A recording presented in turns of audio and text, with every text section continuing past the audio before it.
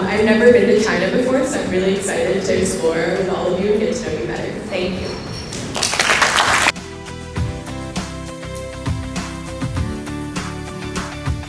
Getting to hang out with other Chinese students and see their perspective on just not only their country but aspects of like university life and just like social life, and see how much we have in common.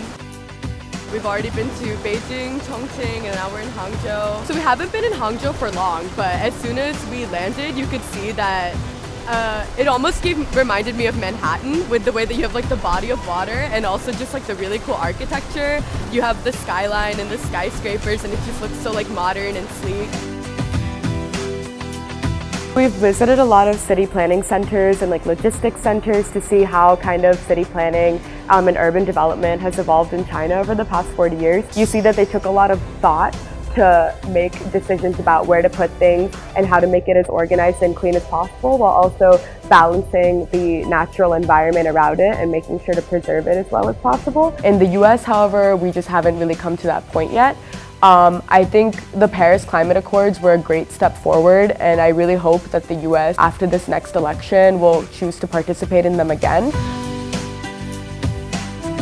Started on the first floor, I got to see the map of the Silk Route, and I was fascinated by the various like different routes that people took to get there. It's not just like by land as I'd originally assumed, but also there's maritime routes as well.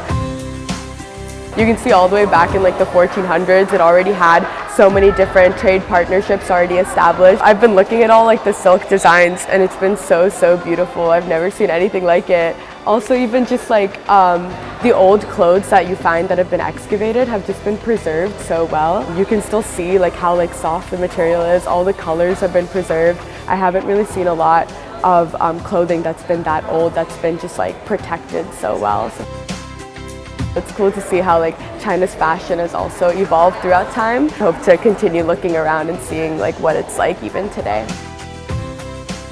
Oh my god, take a picture. It just looks so pretty.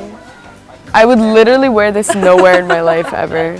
Oh my god, stop. Look up in the camera. Yeah, I don't think you're allowed to try this out. They say like they export to Korea. You can see a lot of that in China in the youth. There's obviously still a distinct Chinese culture, but you definitely see influences like from the West, but also from like Japan, Korea, in terms of what people wear, in terms of what people like watch and listen to. Socially, I think there's still a very like strong mentality about upward mobility and like working hard in order to like succeed and maybe move to major cities, make more money. China's on the rise, and they've put themselves in a position to be successful, so there's no reason that they won't continue to be successful.